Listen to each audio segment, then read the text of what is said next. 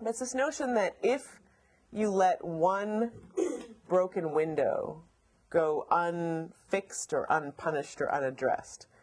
that signals to the community that disorder is permissible in the community. And then literally it's just a matter of time before things progress to chaos and mayhem and anarchy in the streets in the way that they project anarchy, or the way they frame anarchy, and lawlessness and violence in the streets. And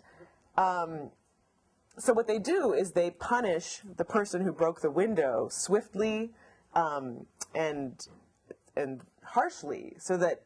disorder can't progress. Now, it's called broken windows policing because that's the example they give, but other examples they give of sort of manifestations of disorder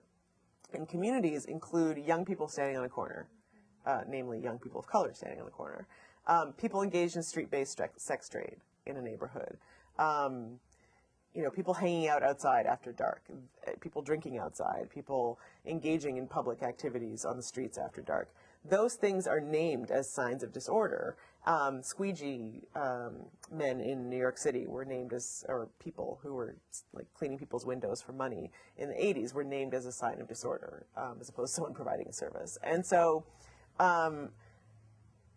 and what happens is it just ends up promoting the passage of these laws and ordinances that criminalize sort of regular activities in public spaces, standing in public spaces, which is called loitering,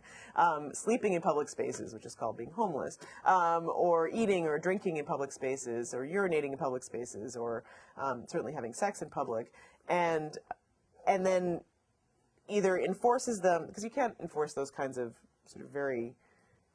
wide-sweeping laws that criminalize all manner of public behavior in public spaces across the board at all times against all people. So, if I fell asleep on the Max on the way here, looking like someone who quote-unquote belonged on that, what is it, a train, light rail thing, then no one's going to ticket me for it. But if I'm a homeless, person who sleeps on the train, or a young person sleeping on the train because they clearly have nowhere else to sleep, then they're going to get a ticket for that. And then some of the laws are very vague, right? They're like disorderly conduct or lewd conduct is prohibited by these things. And who decides what kind of conduct or physical presence is actually disorderly in public spaces, obviously, is the police officer.